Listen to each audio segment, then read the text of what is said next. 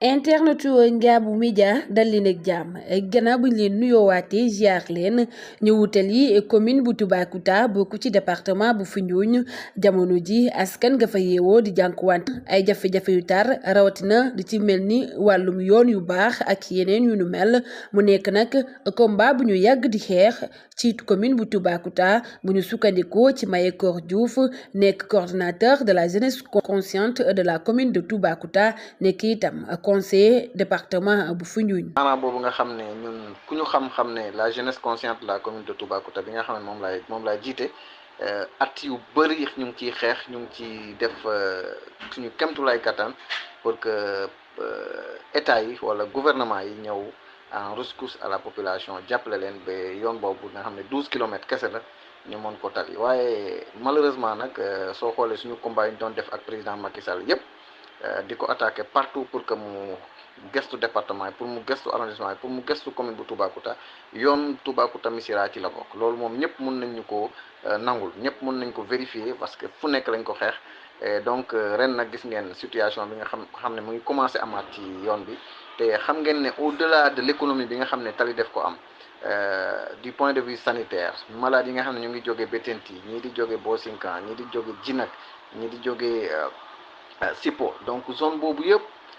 tali boobu lañu yaakaar pour que ñu mën a évacuer seen malade. ay millions yu bëri ñu ko fay ñàkk di ay kàddu Boubacar Sarr nekk le coordonnateur de la section communale Pastef Toubacouta nekk itam chargé de la massification ci département bi. ku wax Missirah wax pooru Missirah xamante ne tey jii île yooyu ma lay wax yëpp képp ku ci napp ci port boobu ngay teerse jën wi ñu fay natt ak produits halieutiques yi nga xamante ne ñu ma fay wàcc yëpp. ñu war leen a yóbbu ci biir réew ak ci bitim réew munoo accéder mukk Missirah te jaaroo ci yoon boobu di ku millions yu bëri ñoo ci yàqu ndax da ngay jàpp sa jën teer foofu doo am frigo boo xamante ne man ko cee yëpp a yóbbu ko waaye ñaareel frigo yi jël risque bi sax pour ñëw des fois frigo ñëw ba foofu yëpp jën dem ba ci digg mu ngiroo pan ci biir ndox mi. doo am beneen oto boo xamante ne mën naa ñëw wàllu la pour nga toxal jën bi bu ko defee perte yu mag la lay créer ba mareyeur yu bëri fa lañ jaar daal di daanu lii doon loo xamante ne tey jii day yàqu koom-koom moom.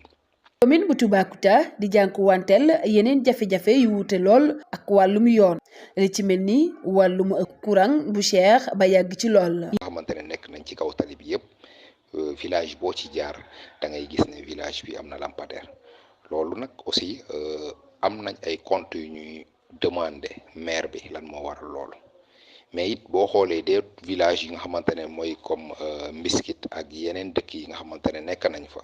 village yooyu yëpp da ngay gis ne ba tey ci amaguñu courant te ñooñu ñëpp war nañu am courant ndax courant bokk na électricité bokk na ci li nga xamante ne tey jii moom mooy créer développement ci biir ci biir dëkk yi. donc ñu ngi ñaan loolu aussi le ministre de l'énergie ak ki nga xamante ne moom moo yor le directeur bi nga xamante ne tey moom moo yor Senelec ak leneen lépp ñu gëstu ko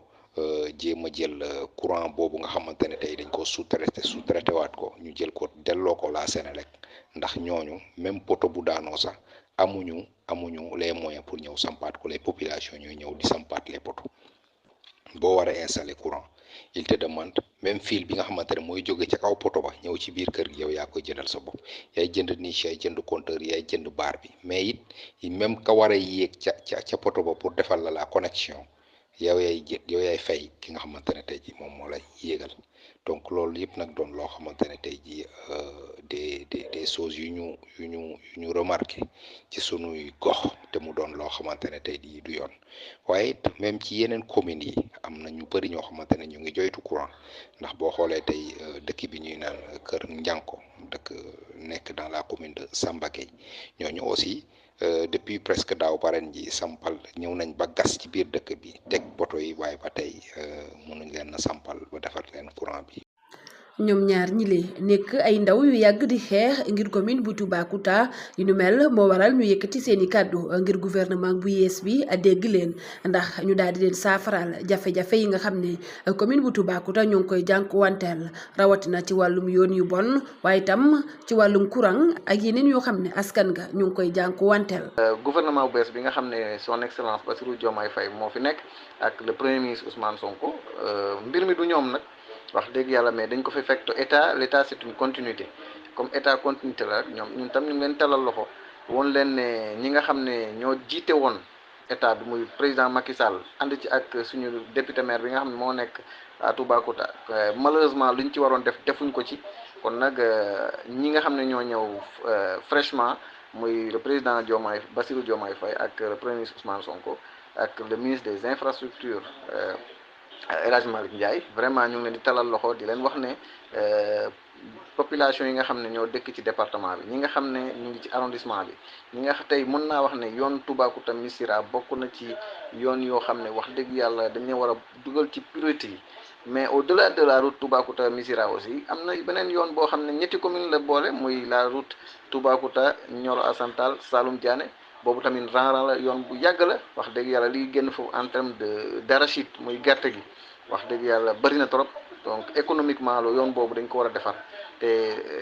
at yi passé am na pont boo xam ne Kër Aliou Guèye la nekk donc nekk ci kaw yoon bi dafa daanu woon kon foofu aussi insécurité mu ngi fay plané donc. mu doon nag jafe-jafe yu tar yi ñuy dund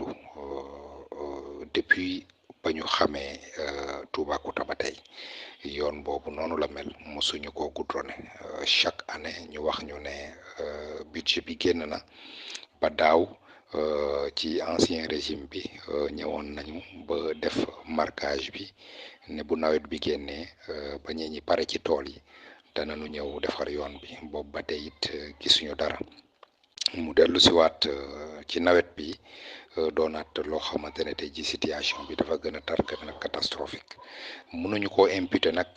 nguur gu bees bi ndax ku fi ñëw amaguloo fi 3 mois ak yoon njàng mi rek d'abord def étude environnementale yi ak leneen li mu laaj ni mu bëree nga bëgg koo imputer nguur googu dina xaw a jafe waaye ñu leen di ñaan bu baax nouvelle autorité yi nga xamante ne tey jii ñoom fi nekk muy le ministre chargé des infrastructures et du transport El Malick waaye itam di képp waa Ageroute ak ñëpp structure yëpp yi nga xamante ne tey jii mën nañu jàpp ci loolu ñu jàppale ñu ndax yoon wi ñu mën koo defar. Ngabou Média bu leen fàtte abonné wu bés cloche de notification bi ngir dara bañ leen raw ci suñuy xibaar.